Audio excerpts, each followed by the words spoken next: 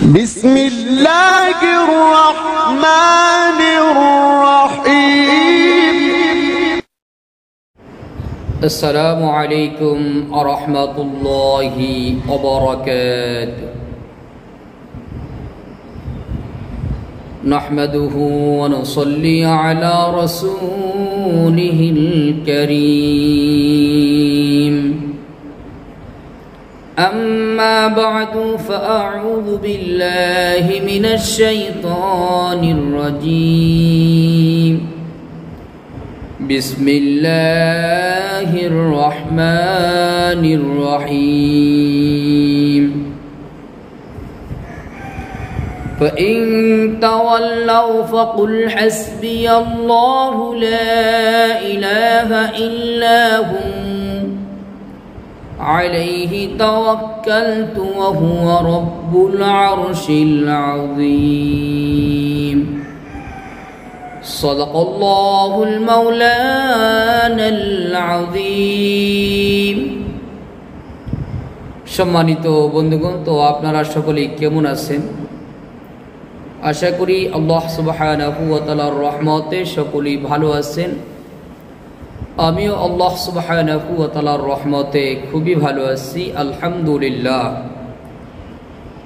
সম্মানিত বন্ধুগণ, তো আজকে আপনাদের মাঝে একটি বিষয় নিয়ে আসলাম।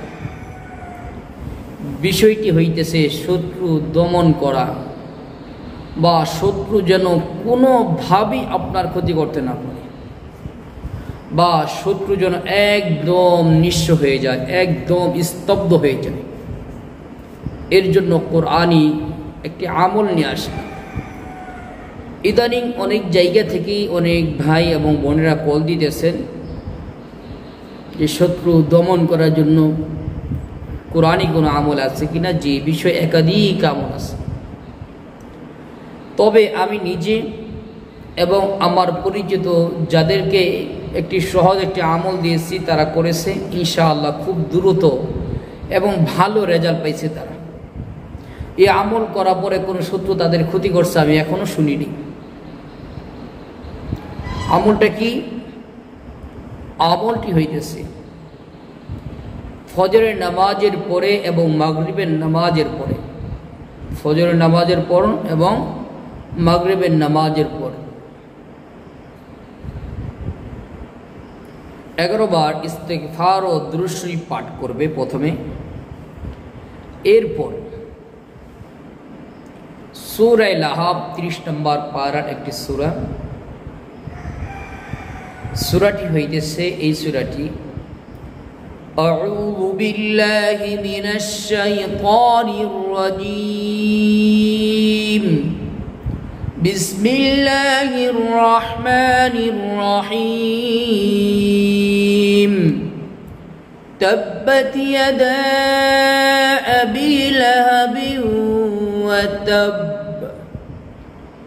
মা আগনা আনহু মালুহু ওয়া মা কাসাব, সায়াসলা নারান যাতা লাহাব, وامرأته حمالة الحطب، في جيدها حبل من مسد।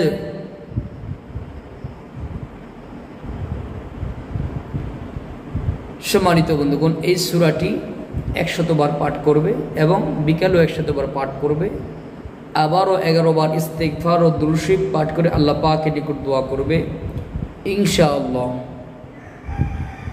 তার শত্রু একবারই দমন হয়ে যাবে এবং তার শত্রু তাকে যাররা পরিমাণ কোনো ক্ষতি করতে পারবে না, এবং তার শত্রু আস্তে আস্তে একদম নিস্তেজ হয়ে যাবে। এই আমলটি কতদিন করতে হবে? একাধারে এই আমলটি 21 দিন করতে হবে। একাধারে 21 দিন এই আমলটি করতে হবে। 21 দিন থেকে 41 দিন করতে পারেন। 41 দিনের মধ্যে আপনার শত্রু একদম নিস্তেজ হয়ে যাবে, একদম দমন হয়ে যাবে ইনশাআল্লাহ। কাজেই যাদের শত্রু আছে, আপনি তার প্রতিবাদ করতে পারতেছেন না, তাকে কোনো তার বিষয়ে কোনো ব্যবস্থা নিতে পারতেছেন না, তো আপনাকে বলবো আপনি শুধু এই আমলটা করেন, সূরা লাহাবটির আমলটি করেন, ইনশাআল্লাহ দেখবেন আপনার শত্রু একদম নিস্তেজ হয়ে গেছে। একদম সে নিজেই নিজের কোনো কিছু করতে পারবে, নিজের চিন্তায় পেরেশানি থাকবে, অভাব অনটনে পড়ে যাবে, আল্লাহ বালা মুসিবতে তাকে ভরপুর করে দিবেন। তো নিজেই বাঁচবে কিভাবে সেই চিন্তাই করার টাইম পেইবে না। কোশ্চিন কারো আপনার কোনো ক্ষতি করবে এটা বলেও কল্পনা করা যায় না। আমি নিজে আমলটা করে দেখছি, আল্লাহ তাআলা শত্রুকে এমন সোজা করছে যেটা আমি কোনো ভাষা দিয়ে আমি আপনাদেরকে বুঝাইতে পারবো না। শুধু কোরআনের এই আমলটা আমি করছিলাম নিজে, আজ থেকে কয়েক বছর আগে, 2 বছর 3 বছর মতন আগে, 3 বছর বা একটু বেশি হইতে পারে, সঠিক অ্যাকুরেট আমার মনে নেই। আলহামদুলিল্লাহ এই আমলের বদলতে আল্লাহ তাআলা আমার শত্রুকে এমন হালত করছে যে সোজা হয়ে আমার শত্রু দাঁড়িয়ে থাকবে, এটাও আল্লাহ তাআলা দেয়নি। বহু ধৈর্য ধরছি, ধৈর্য ধরে যখন ধৈর্যের ভাত ভেঙে গেছে, তো আমি সূরা লাহাবের আমলটি করছিলাম, আলহামদুলিল্লাহ নিজেই ফলাফল পেয়েছি, এবং যাদেরকে আমি দিতেছি আলহামদুলিল্লাহ প্রত্যেকেই ফলাফল পাইতেছে। এই জন্য আপনারা নিজেরাও এই শত্রু দমন করার জন্য সূরা লাহাবের আমলটি করতে পারেন। আপনার পরিবার আত্মীয় স্বজন যারা আছে তাদেরকেও সূরা লাহাবের আমলটি দিতে পারেন। আল্লাহ সুবহানাহু ওয়া তাআলা আমাদেরকে দুনিয়ার যে কোনো সমস্যার সম্মুখীন হলে কুরআনে আমল করার তৌফিক দান করুন, আমিন। আসসালামু আলাইকুম ওয়া রাহমাতুল্লাহি ওয়া বারাকাতুহু।